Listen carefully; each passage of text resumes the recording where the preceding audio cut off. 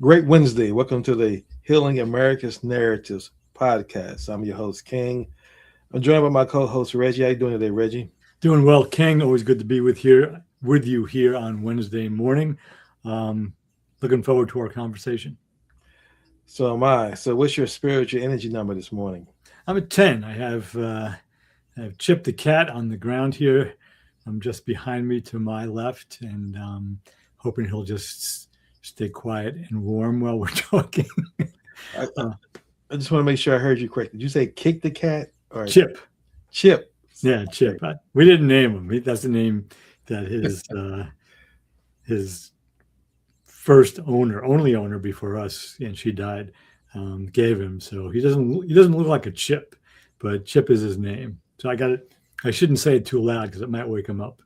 Um, yeah, so I'm good. I'm showing up with 10, and I'm just getting ready, looking forward to getting going with you. Well, I joined you as a 10. Um, Feeling great. I always feel that some mornings when I may not feel a 10, which, since I've been on this um, day 42 into my 180-day journey, every day I wake up, it's been a 10 without having me go through my gratitude list. So just feeling a 10 based on that. And as I go into my gratitude list, I'm grateful for my life, my health, my ability to see, hear, walk, talk, stand, breathe, and have a sound mind. Also grateful for another 24 hours to pursue my purpose in life. Grateful to continue to be on the journey to become fully human. 42 days into a 180-day journey of that. So I'm still continuing to reprogram my mind every day with my morning ritual. Now I have an evening ritual, and just really, really happy to be um, feeling the effects of making a decision and just being grateful. How about yourself? Yeah. So as always, I'm grateful for indoor plumbing, food, fresh food for the most part in a refrigerator with regular electricity. Heat in the winter, which right now, when we've been through January and the first week of February, it's the coldest winter I remember in quite a while. We've haven't hit freezing for a while. We've been in the teens and single digits, occasionally below zero at night. And if it would get like to 35, I'd go outside and go swimming or something. It would just feel better. I'm exaggerating. But more seriously, all of my basic needs are met. Um, I get to do what I love for a living. I have friends and some family remaining whom I love and who love me. And yeah, I mean, I'm just as grateful for this life and for relatively good health, even though the body is showing some of the wear of midway through its 72nd year. And but across the board, I'm very fortunate and grateful for that. All right. Well, before we get started, tell me something good. Yeah. So I happen to be, usually you can't see what I'm wearing usually, but because of the camera issue, I have on the sweatshirt that says St. John's. And that's my undergraduate alma mater, St. John's University out of Queens. And just on a really relative small scale, they're currently in second place in the Big East with a 10-1 record in the Big East. And this Friday night, they'll play UConn, which is in first place in the Big East with an 11, I believe, an 11-0 or 10-0 record. Um, and so it'll be a good game at Madison Square Garden on Friday night. I'm looking forward to it. I don't watch a lot of live television, but I make some exceptions this time of year for college basketball. And it's a good thing for me. It's just fun. I graduated from there. In fact, 50 years ago this year. So it's 50th anniversary, huh? yeah, I graduated in May of 1976. And so it was good. Last night they beat a really tough and good defensive team in DePaul University, who are in the middle of rebuilding after the last couple of years. They have a great coach and some really hard-nosed players. So it was a good win last night. And I enjoy the wins because, I mean, I coached high school basketball for some years, and There, very few teams go through a season without any losses. So you enjoy the wins and you enjoy them when they play hard. And so for me, that was good. I enjoyed the game last night. Okay, excellent, excellent. All right. Well, we already start the show. You ready to walk us into our topic for today's discussion? Yeah. So I'm going to take a look at two specific concepts, which I actually refer to as myths sometimes. And those are control and security. And what I mean by that, that on a relative basis, there are some things that we can control, some small things that we can control. Right now I can control if I want to be on this call with you. You can control if you want to be on with me, and either one of us can just click leave and we can stop. So we have some control over things like that. We have relative security. For the most part, I'm sitting in this moment. I'm sitting, speaking with you with some heat on a cold day in the Northeast. My health is relatively good, but in any given moment, I don't know exactly what's going on inside of my body. So in any given moment, something could happen that I don't even know anything about and completely change my life. So generally speaking, the idea of being in control beyond any immediate relative realm is kind of mythical. And the idea of having any real security is mythical. You can ask, people living in Minneapolis right now, not just Minneapolis, but a lot of different places right now. People living in Ukraine, people living, what's left of the people in Gaza. So we want to talk about in the context of healing America's narratives in this country, that the people who have control, and they do in some ways, and who feel secure in what they're doing, and they are in some ways, are more really living in some larger myths, because they only have security and are in control until a bigger guy comes down the street or an unknown event happens in their physical body, or they're surprised at the power of the people, as in we the people of the United States, as opposed to the power of federal police force in our cities. So I want to get into that on whatever direction we want to go in, because there are lots of ways we can talk about the myths of security and control, and just go from there. Well, yeah, I think it's a good topic, but just to make sure I'm clear, give me an example of which direction you're leaning in based off that. An example of what I mean by security and control, or yes, that you want to just okay, kind of frame our discussion in. All right, so I'll give a couple of personal examples. When I was younger, I was into sports. I was into athletics, and the thing I was best at was middle and long distance running. I didn't want to do that. I wanted to play basketball. But I took pride in being in shape and being athletic. I played as an adult. I played softball. I ran in road races. I played pickup basketball in some leagues, and I felt like I was in control of my body. And I felt pretty secure in my body, not in terms of walking down the street at night and winning fights, because I was never more than 5'6" and 135 pounds. So it wasn't that kind of control and security, but just comfortable in my own body. And I started having some vague pain, probably in my late 30s. Didn't know what it was. Thought it was tight muscles. Long story short, I found out that the cartilage in both my hips was virtually gone by the time I was in my mid 40s.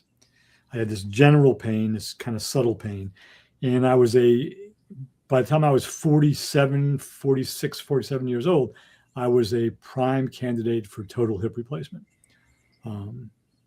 So I didn't have any control of that. I thought I did. I thought I was in control of my body.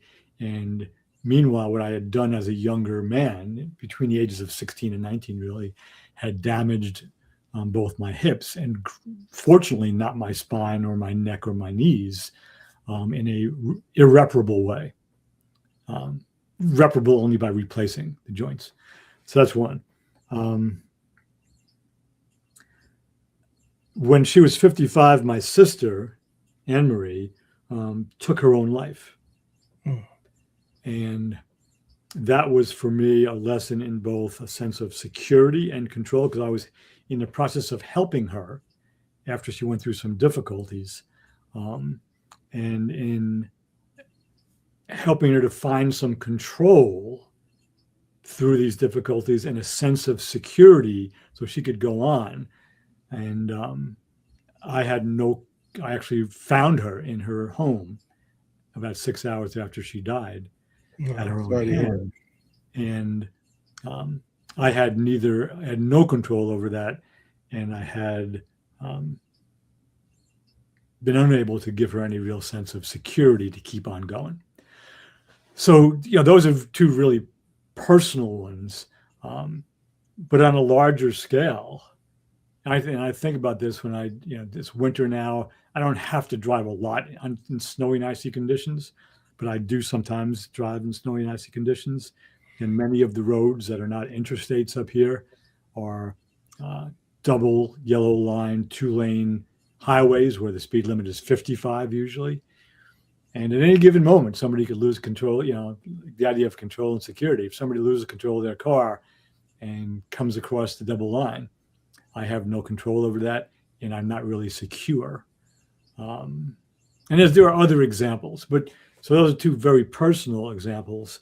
Um, one big example historically, um, in the late 90s and the very early 2000s, the United States thought of itself as a nation that was secure because of its military and its intelligence agencies, and in control because it was by far the most powerful nation on the planet in terms of both wealth and military power.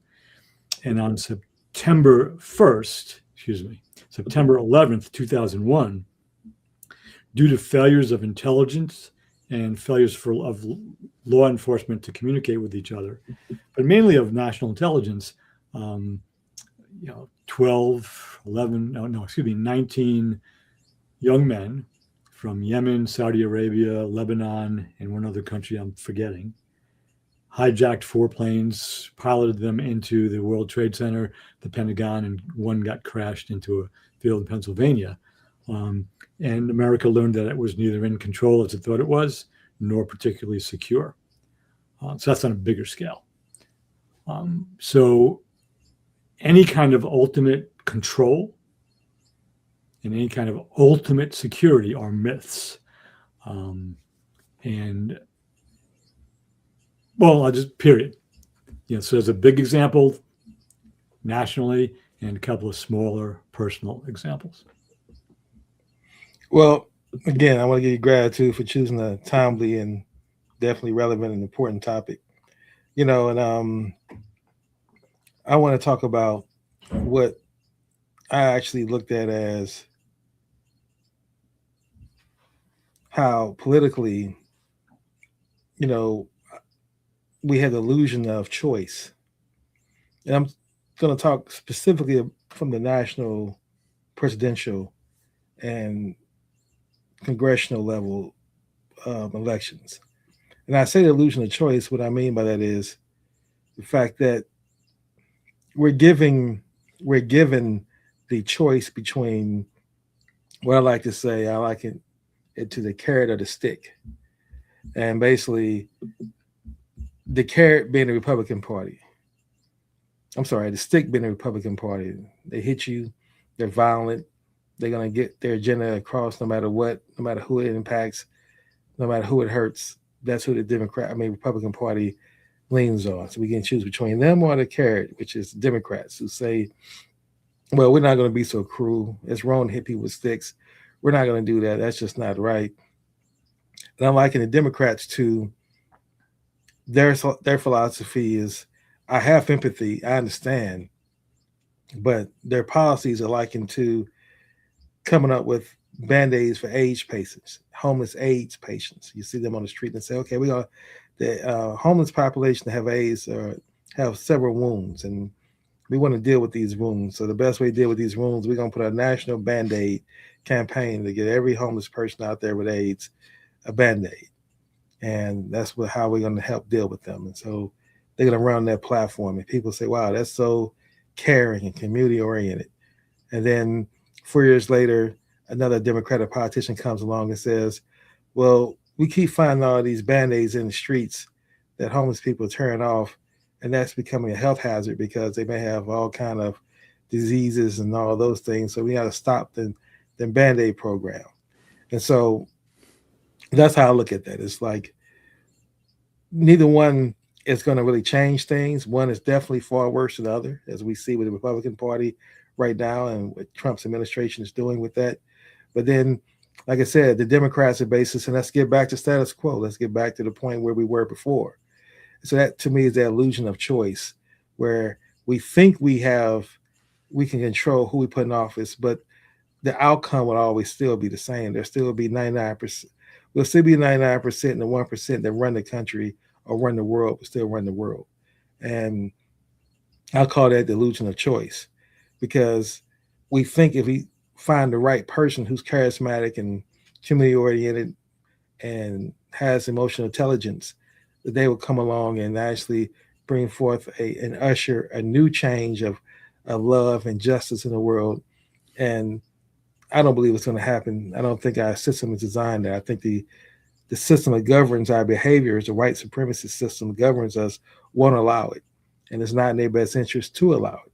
So we'll always be divisive, and they're going to spur divisiveness in that, because the way we get it, the way we deal with that fact that we don't, when we accept, when we have the realization, I should say, when it comes along that we don't have the choice, then people feel helpless and they get angry. And the best way to deal with folks who are in that state, instead of coming at the system, is to throw someone else out there to say, well, no, don't be angry at me, be angry at this immigrant, be angry at this other minority, be angry at this uh, person over here that's draining the welfare system. That's who you need to divert your anger, your attention at. And so, and that's what keeps us where we are right now, constantly fighting one another, uh, hoping and praying from the media that the Epstein files are what brings this administration down, but we still don't know if it will be. Even though they can still say, well, we're only going to release 3 million and it's supposed to be 6 million. I can't believe Epstein was so diligent. Millions and millions of files. I mean, that's like he was in the business of blackmail. That was his business. The pedophile was just a benefit on top of in the business of blackmail. They don't have millions of files, but you know, but again, the control, the myth that you talk about is that people think that you have control over your what you feed your mind. And the algorithms have control of what you get, information you get fed. If you watching, if you're getting your news from either YouTube or Facebook or any of the major social media sites, they're giving you algorithms, so you don't have choice there. I mean, you do in a certain way because it's based off what you clicked on, but the goal behind the algorithm is to keep you scrolling. So the choice of thinking you can just go in there for a few minutes and get off is not really in your control unless you intentionally set that as your goal. But if you just passively turn your phone on, you can be there for hours before you even realize it's been hours and you just haven't got anything done, but just look at people scrolling and comments and people's comments about the political situation, which doesn't change. But everybody has comments, everybody has energy. So for me, I'm kind of in that space when we talk about control. That's what comes to my mind, top of mind, the myth of control, that you have the freedom to choose your thoughts in your day when you really don't. Um, Again, unless you totally become a critical thinker and make that choice. But what I'm saying is the majority of people don't. They don't know who they vote for, why they're voting for certain people. Just they're being told vote for this person because that person is worse. So that's why you vote for them, regardless of whatever else they're running on. They're just not as bad as that person over there. So that's why you vote. So that's my first take on. Yeah, and I'm just really glad that last piece that you added that on. You said unless people choose to become a critical thinker, and then you can exercise a bit more control, and that's the basis of somebody that you and I have quoted in the past. You know, Viktor Frankl's one of his most famous quotes from Man's Search for Meaning is everything can be taken except for the final human freedom, the freedom to choose one's response or attitude in any given set of circumstances. And he wrote that. This is not a joke, as I'm about to say this, but he wrote that before social media, before the ubiquitous screens that we live with and in now. And I want to just piggyback on what you said. You and I have for the last 3+ years used a shorthand of development. So we speak about the difference of growing from a me-centric view to an us-centric view, group-centric, to an all-of-us-centric view. So all humans, I care about all humans, and then to an all-that-is-centric view. I care about the universe or creation or the planet, however you want to say it. And that's a shorthand that's consistent with most developmental research. But what we're speaking about specifically, when you mentioned critical thinking and having control, I want to just go back to one of the foundational developmental researchers, Robert Kegan from Harvard University. And he speaks about basically 5 levels of mind. And first 2, I'll say, but I'll focus on the second, third, and fourth. So the first one is the impulsive mind, and that's kind of like an infant. Like it's like you're a reptile. You just respond to the universe. You're not really in control of anything. You poop, you pee, you vomit, you cry, and you need somebody there to help you. So that's just impulsive. And as you get a little bit older, as you get into toddlerhood, they grow into what he calls the imperial mind, where you think everything is about you, and that's me-centric. But then the two where the one where most adults live, most of the adults that we know live, or that we see now, is the socialized mind. We live within the constraints of what I call cultural givens, what society and the culture give us. We don't, as like we'd like to say, artists, think outside of the box. And that became really popular to say in the corporate world. We need people who think outside the box. And truth be told, we needed to get rid of the box entirely, not just think outside of it for a while. But the socialized mind, to your point, doesn't really have a lot of control because it's governed by society and culture, what comes in. The next level of development that Kegan identifies is called, and the language is so very clear, maybe even perfect. You move from a socialized mind to a self-authoring mind. So you author your own view of the world. You begin to act independently. You can see society and culture for what it is. And you can say, okay, that part makes sense to me, but this part doesn't. And you begin to pick and choose. You begin to put your focus in certain places. So you're able to really write your own life, to write and live your own life, to self-author. Then there's one more beyond that where very few people live. I'll just mention it. It's a self-transcending mind, where you're able to even step outside of your self-authoring self, see it, and transcend it. And that gets into the realm of transpersonal spirituality and living on a different plane where people like, maybe the Dalai Lama, the late Thich Nhat Hanh and some other spiritual teachers live. But within the socialized mind, which is where the vast majority of Americans live, there are, I say vast majority, it's probably 60 to 70 something percent. There is a 20 to 25% people who are self-authoring or higher, but they don't have a lot of power. The power exists in the socialized mind. Even someone like Donald Trump, who seems like he's self-authoring, he's really not. He's earlier than socialized mind. He's really living with an impulsive and imperial mind. He has no impulse control. He says and does what he wants to say and do, and he thinks it's all about him. Those are Keegan's first two levels of development. Right? I just respond to whatever I want right now, and I think everything is about me. That's the imperial mind. So it's easy to confuse somebody who has an imperial mind, right, thinking it's just about them, with somebody who has a self-authoring mind, who has learned, who has gone through socialization, has begun to see socialization for what it is, and begins to self-author. So it's very, very different. Um, all that to say, a lot of very intelligent people who can argue well, who can learn a lot of facts, and who can win debates are operating through a socialized mind still, because they're arguing about, and they only have the facts of the socialization that they've been exposed to. And that's true on the left and the right. The difference being, as you alluded to, is if you look at, I don't even like using the left and the right because they're just such sweeping generalizations. But if you look at the history of conservatism and progressivism, you could say, we have made the progress we've made in this country. We're not done, but we have an end of slavery.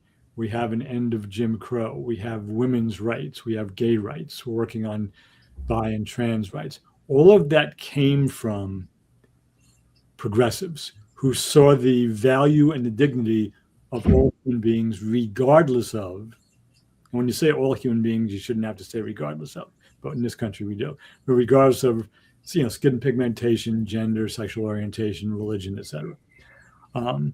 Conservatives in any era, and that's ERA, not ERROR, in case my New York language is not clear, resisted that every step of the way. And because the Democratic and Republican parties over the history of the country have shifted from conservatism to progressivism, we have to be really careful about how we use the language. In the early 60s, basically with Lyndon Johnson and the civil rights movement, and I should say with Dr. King and the civil rights movement and the impact they had on Lyndon Johnson, Johnson was a Southern Democrat. And when he passed and signed into law the Civil Rights Act in 64 and the Voting Rights Act in 65, a significant number of Southern Democrats, which was the white supremacy party, the party of slavery back in the 1860s, left the Democratic Party for the Republican Party. And the Republican Party became the more conservative white supremacist party. Not to call every Republican a white supremacist, I'm not doing that, but that's how they shifted. So while both sides have some socialization, the current iteration of the Democratic Party, or the last 60 years of the Democratic Party, has been the party of working for equal rights for everybody and to get everybody eligible to vote. And the Republican Party has fought against that, making up stories about voter fraud when really they practice voter suppression. So, summarize all of that. Both parties have their socialization. There aren't a lot of people in either party who really have a self-authoring or self-transcendent mind, although there are some individuals who do, I believe. But the current Republican Party that's in power is working hard to restrict the rights of individual, middle income, lower income American citizens in favor of giving power and transferring more wealth to the already uber wealthy. And even they I think are finding out slowly but surely. I mean, the wealthy, powerful people, the Trumps and Musks and those who are in their coattails, the Bondis and Millers and Gnomes and others, are beginning to find out that the thousands or hundreds of thousands or millions or tens of millions of ordinary Americans, when they get together, can create some pretty powerful um, challenges to the control and the security that the minority at the top think they have. Now, I know that was a lot, but I'll stop there. Well, I agree with you, what you laid out, definitely in Keegan's work about the socialized mind. And the media plays such a huge role in continuing the, I would say, manufacturing and consent to the socialized mind, that they throw out these terms that most people who vote don't even understand what they mean. And not only do they not understand what they mean, they really have no relevance when it goes to the voting booth. And what do I mean by that? When you begin to talk about the difference between progressive versus moderate versus um, conservative Democrat or mega versus right wing versus moderate versus conservative Republican.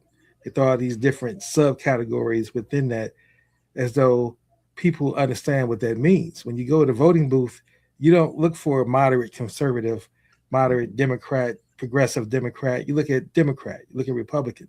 So to me, now again, I understand intellectually what those labels mean and why they're differentiating and categorizing people into subcategories within a party.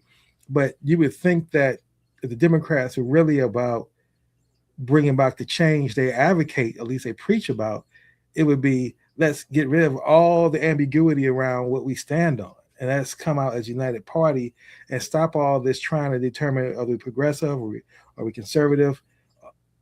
We are at a crisis, is what they should be saying. And so now the strategy has to be more consistent. We have to be more in line with what we're talking about in our messaging and how we move. And we're not seeing that. We're seeing the same thing that we saw before. And like I said, at the end of the day, it seems like, well, other than Madani, what he did in New York, he came with some radical policies. And that's what, to me, they have to come with. You got to come with policies. The Republicans hate you anyway. They don't call you left wing, communist, woke anyway. So it's not like if you come out not woke, quote unquote, by their definition, you're going to get viewed better and with more respect in their eyes. You're not. Mm. And if you do, why would you want their respect? It's like, I don't want Jeffrey Epstein, if he was still alive, I don't want his respect. He's a pedophile. So I'm not looking to get his respect. So I don't see why the Democrats are looking to have some kind of moral um, consistency as it relates to how the Republicans operate. They operate, like I said, by the stick. By any means necessary, we're going to enact our agenda and our basis, even if it means lying. We don't care. We don't have. You can't shame us. Republicans can't be shamed. You can't call us hypocrites because they're going to do whatever it takes for them to win. We see Donald Trump has shown that's how the culture. He established the culture of the Republican Party, and he just lies when he feel like lying. He never admits to anything. He clearly come out one breath say, "I'm the smartest person. I know everything better than anyone ever existed." He'll say that in one breath, and next breath ask him about the Epstein files. I don't know anything about that. Or ask him about the Saudi princess buying into his Bitcoin, his son's own. I don't know anything about that. So it's like, but no one ever catches him on it. No one ever calls him on it. And if he does get caught on a little lie, then he attacks the reporter personally and gets away with that. Instead of all the other reporters in the room, like, no, we're not letting you get away with that. You're going to just shut this conference down because we're not going to let you just sit here and just belittle her like that. We're not going to let that be how you answer your questions, and it just becomes a soundbite tonight's news.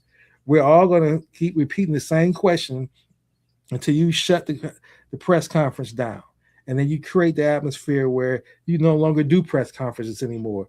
I'd rather have it be that way than to have him continue to just do what he does. And it's like he's like the big bully, and everybody's just like little kids hovering around after school complaining that he took our lunch money too. He took mine. I don't know where we're going to eat the rest of the day. And that's how the world responds to Trump. Like there is no consequences that we can do, and there are. And so I say all that to say, now that's because it's coming under the, as you say, socialized mind.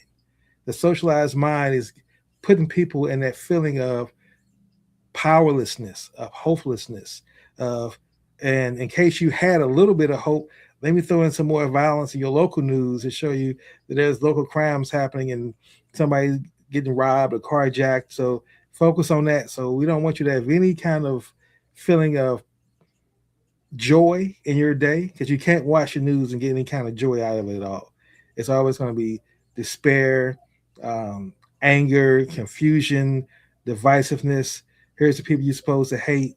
Um, so now we have to find comfort in watching comedians like Jon Stewart, or if you're on the left side, Jimmy Kimmel, who can articulate what we're seeing in a funny, joking way, and at least gives us some kind of, we can laugh about it at the end of the day, but it doesn't change the state. It's like I call it intellectual masturbation. It feels good, but it doesn't produce life. It's not going to produce change. It's just going to continually keep happening over and over again. And that's what I found myself consistently caught up in, that socialized, um, as we say, the socialized construct. I want to frame it as government and manufacturing our consent and manufacture what's important to us.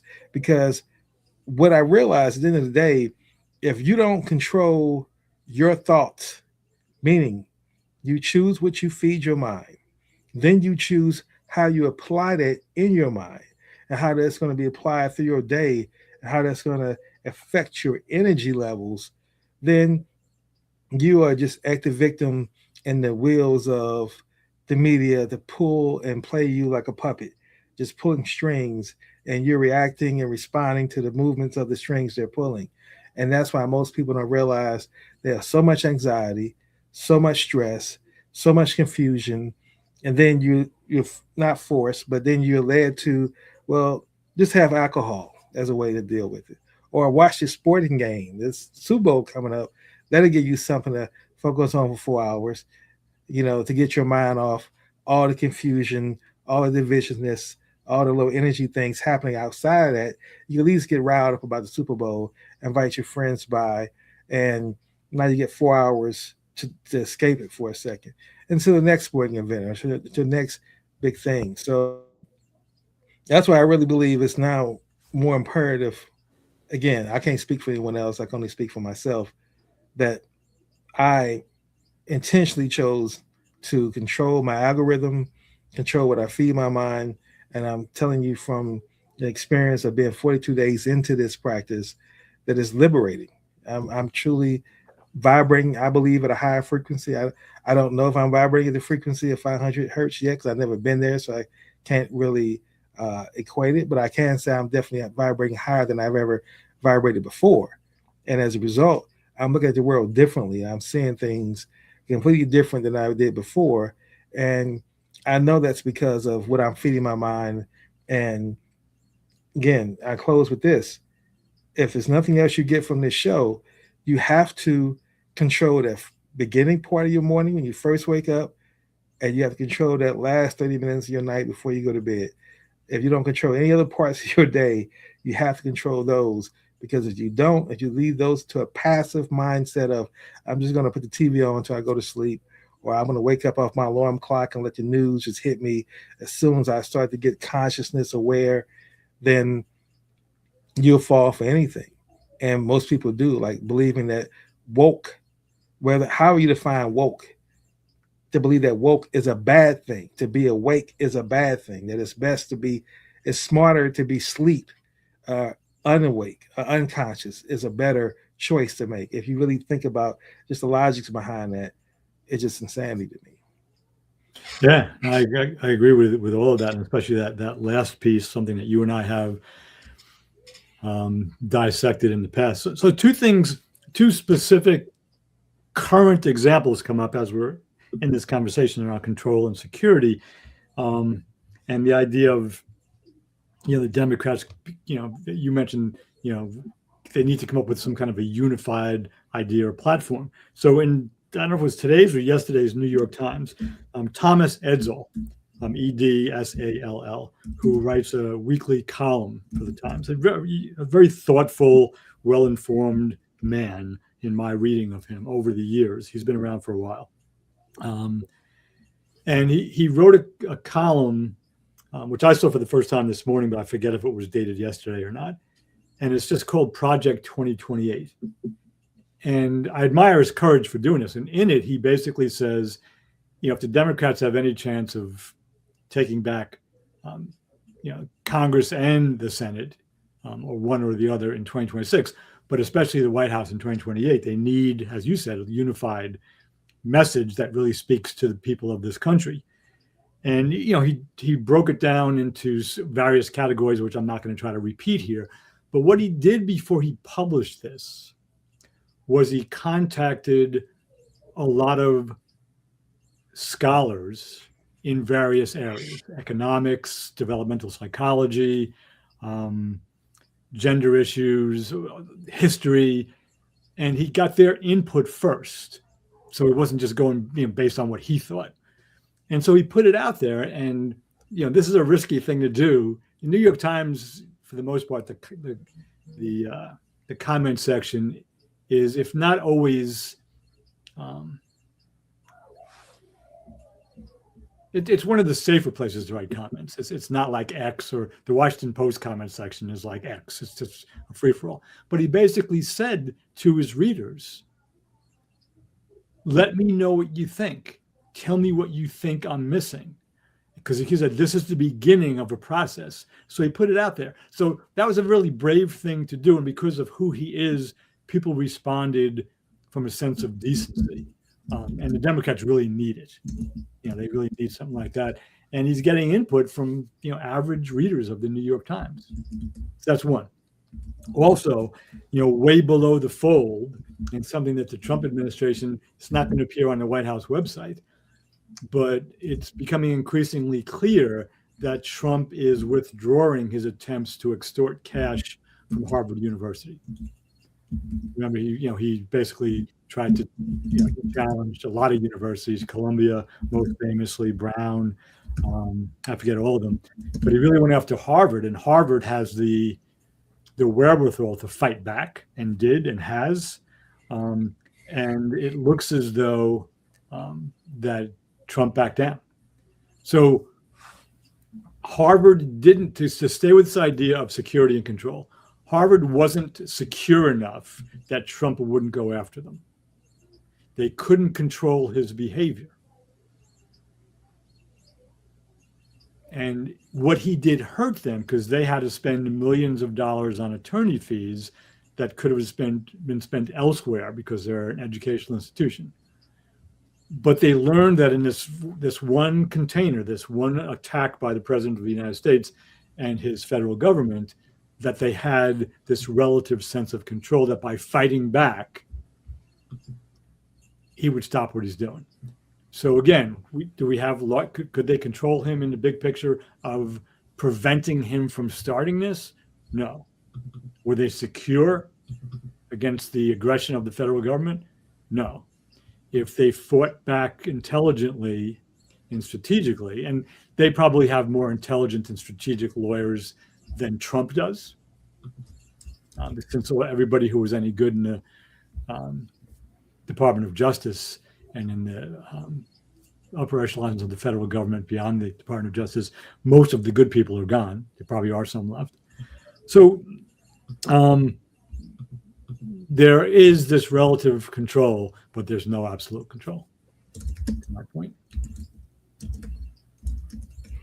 Well, I'm sorry, were you done?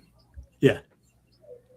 Yeah. So, what I would say that is what I wanted to bring in deep perspective. Last week you challenged me, and I have since then created a graphic that talks about what I'm about to allude to right now, what I consider to be the 8 energies that I believe are human emergence that we have. And again, this is my framework.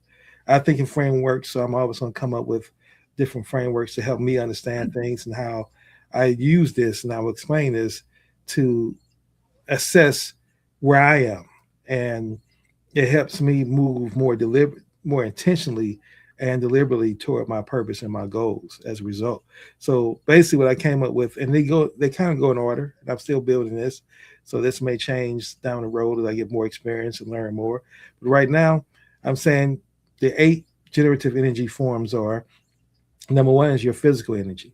Again, we all know what that means, and that dwindles as you get older. You have more when you in your youth, and it goes away as you get older. Just based on age. Uh, then you have your mental energy. Now you want to protect that, because again, that's going to be what you feed your mind, and then your mental overall well-being as a result of what you're feeding your mind.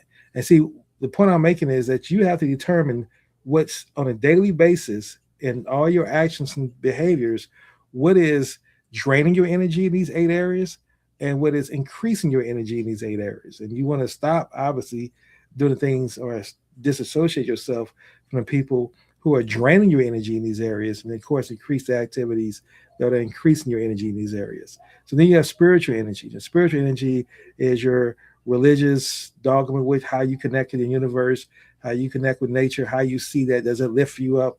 Do you feel connected in that context, regardless of whatever dogma you practice? Then you have love energy, your relationships. Love energy is your act of kindness, your ability to serve. Your wisdom energy, obviously, is the mistakes you've learned from your life, or either from the mistakes you've learned from your own personal life, or mistakes you learned from other people. But you got to increase that wisdom energy. And the thing about 1 and 5 is that when you're young, you don't have a lot of wisdom energy because you haven't experienced a lot yet.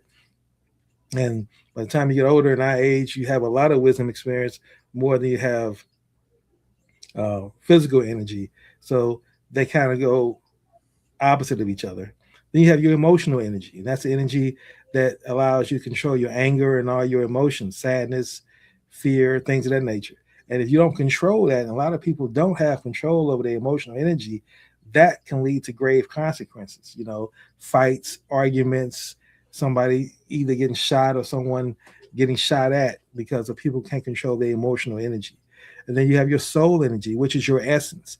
And then all these energies, that previous 6, impact your soul energy, because now that's going to be how you sit with yourself, and how you feel about yourself, and how do you feel in line with your purpose, and those things. And then finally, number 8 is your generative energy.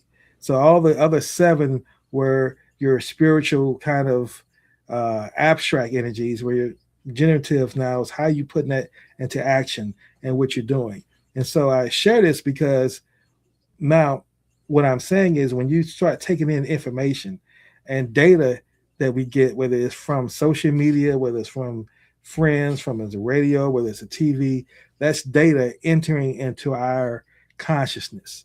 And as we understand from Einstein, energy is everything, and everything is energy. And once you understand that, and you understand your mind and your body is constantly transmitting and receiving energy and data in all forms, and that has an impact on how you feel psychologically. All those things have an impact on how you operate and how you see the world. Like, you can wake up in the morning feeling great, watch the news, get hopeless, and now your energy has decreased mentally, spiritually, emotionally, as a result of what you saw in the news, because now you're feeling hopeless, you're feeling confused, you're feeling indecisive about how you want to pursue your day. I can imagine how people who work for the government are feeling right now, for folks who still do work there, and dealing with the uncertainty on a daily basis of not knowing whether you're going to get fired, and how that's going to impact you, because you now invested 20 plus years in the government. That's your career. So now you're 40 years old plus, and getting out in the idea of having to get out here in the job market and compete with other people, or is, I'm sure, full of anxiety. That's causing a drainage on you, and that's going to have an impact. So that's why I say it's so important to protect your mind and protect your essence, so that you don't have energy drainage, you have energy increase. And then the last thing I'll say as a wrap up this section is this. So now when you add the racial component to it, within the racial construct, whether it's black or whether it's white, there's a 50%. Again, this is me saying this. I don't really need, I would say, academics to validate this for me. It works in my life and it helps me navigate. And I'm sharing this with you all. You can do it as you please. But when you add the racial component to it, if it's blacks, you're dealing with the victimization of trying to prove that you're better, that you are not what they say you are, as far as being a thug and being a low life, and having our government tell you that anything that shows of you or your ancestors have done of anything of value is considered woke and not something that they actually earned, but they was only given that because of the color of their skin. So you got to deal with that energy hemorrhage when you fight that on a daily basis. Then if you're white, you're dealing with the energy hemorrhages of, first of all, you got to show pride in your race, or you consider to be a sellout, or you're dealing with the fact of denying the fact that you're not racist, and that's an energy hemorrhage, because now you got to try to live up to what your ancestors did that you're not responsible for, but you're accountable for. So that's the energy hemorrhage they're dealing with as a result of this whole racial construct thing. And at the end of the day, you're fighting that daily battle of, am I increasing my energy in these 8 areas, or am my energy decreasing in these 8 areas? And that's going to determine how you pretty much move through your life. And hopefully this gives some people some insight. Yeah, so I love that. Leave that up there just for a second, because we don't really have time to get into it. This is kind of like your Thomas Edsel moment. You're putting this up there for people to see and get some feedback on it. But so, because there's a lot, I have a bunch of questions, but we don't have really time to get into them in terms of the order of these things and some of the differences. So you and I can do that privately, and maybe, because I do have some questions about it. But I like I agree with the general idea of it. This idea of being able to recognize your energy, which energy it is, and when you have more or less of it in life in terms of chronology and aging. But I'll withhold making specific comments because it's just we don't have time to do it. We're about 7.5 minutes from ending here. But thanks for sharing that. I do like it. I'll take you to task for the order of it when we talk. No, I'm just kidding. When I say take you to task, I just have some questions. I'm sure. Yeah. So yeah, thank you for that. Probably time for us to begin to go into offering folks a way to move forward from this conversation. Absolutely, by all means. Yeah. So the illusions of control and security. So this could be as simple as, I'm going to date myself when I say this.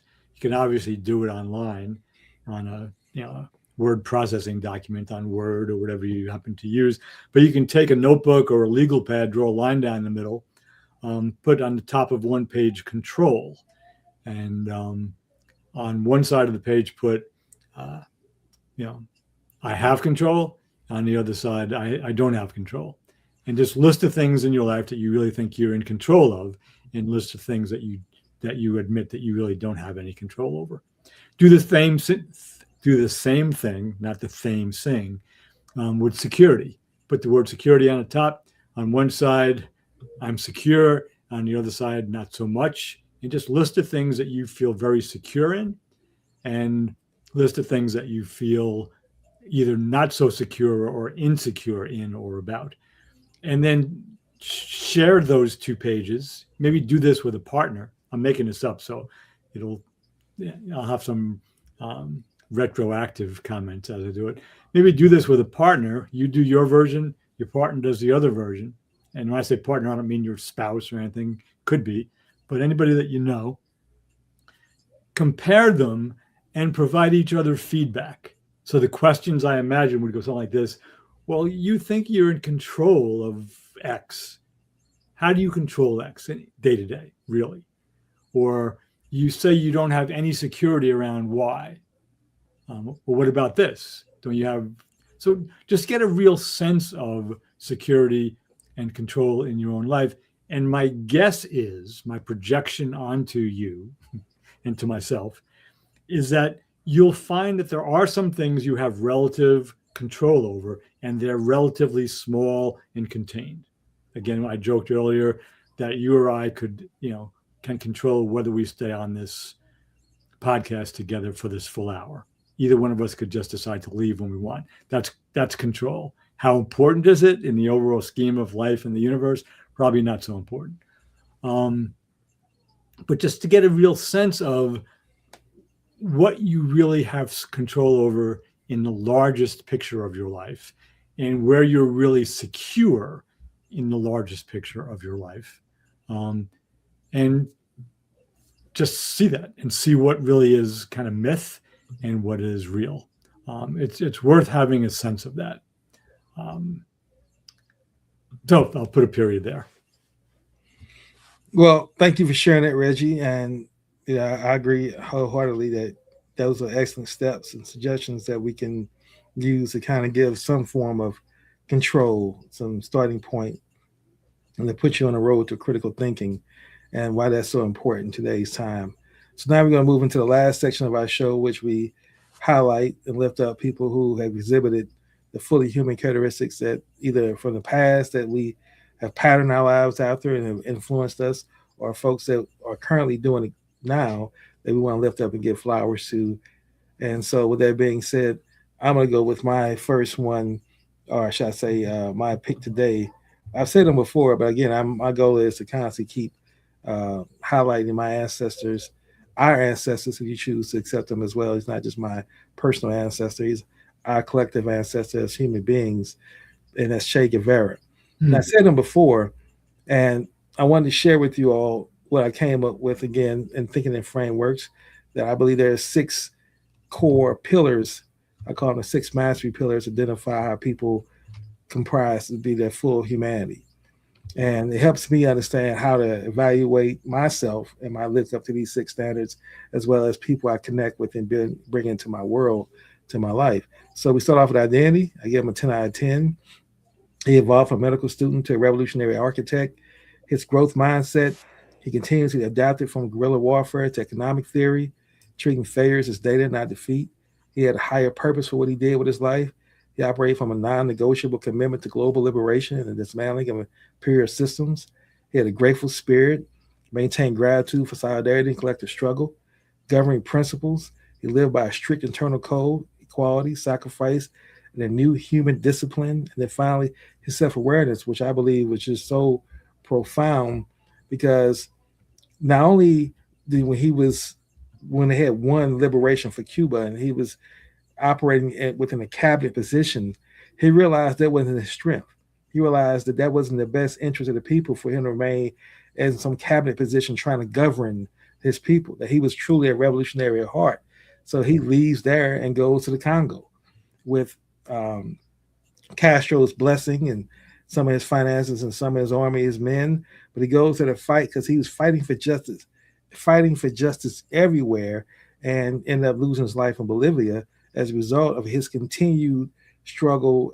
Continued commitment to being a revolutionary and fighting injustice everywhere. To me, that's tremendous self-awareness. How many people in today's world believe after they've gone through one violent revolution and achieve what they felt was the goal, the victory, and then say, I'm not satisfied. I still have to go out here and fight in revolutions.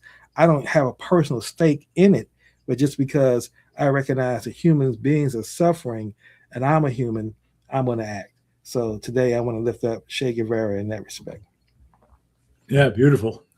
Thank you for that. I apologize that there might have been, I don't know if you heard it or not, there was a pop-up that made music on my computer. I didn't. Okay, I shouldn't have told you that. I could have gotten away with it. So yeah, I wondered, 2 people that I've just become aware of, and I don't know a lot about them, but I heard a brief 2.5-minute clip of them talking, and it's the family. I don't know if it's 2 brothers or a brother and a brother-in-law of Renee Good, the woman that was shot 3 times in the face by a federal agent in Minneapolis. and they testified in front of Congress. Um, and we talk about becoming more fully human. Uh, you could feel and see their grief in what happened to their sister or sister-in-law. Again, I forget it was two brothers or a brother and a brother-in-law. I need to find, check that. But their level of composure, of truth telling, of giving the rest of us a sense of who she was throughout her life beyond these brief clips we see of her telling one agent, it's cool, I'm not angry at you, and then beginning to drive away and being shot 3 times. They just did it's kind of, there's a side of me, a younger side of me, that wants the fist pounding, enraged against the injustice kind of response, and then I believe there's still a time and a place for that in certain moments in our lives. But these two guys just showed up as adults, contrary to Donald Trump and Kristi Noem and Stephen Miller and Marco Rubio and J.D. Vance and all the other people who responded after she was shot and called her names. These two guys brought to the table this deep humanity for someone that they loved. And even if she had violated some law and needed to be arrested for something, this is me saying this, they didn't say this, there's nothing that justified what the agent did. Holding his videotaping in one hand, his gun in the other, and he puts 3 in this woman's face, to put it as bluntly as possible. Just a really beautifully sad, grief-stricken, fully human testimony on the killing of their sister/sister-in-law. So I just really want to hold them up. And I'm sure there's longer pieces of the testimony that are available. I only saw a brief clip this morning on the Washington Post, and I'm going to go look for more later to more fully inform myself. Absolutely. Gratitude for sharing. So that's going to wrap up our show for today. This has been Healing America's Narrative. Again, I'm your host, King, and this has been my host, Reggie. And we hope that you all get some value out of this. And until next Wednesday at 10 a.m. Eastern Standard Time, let's all continue to look for ways to become more fully human. Thank you.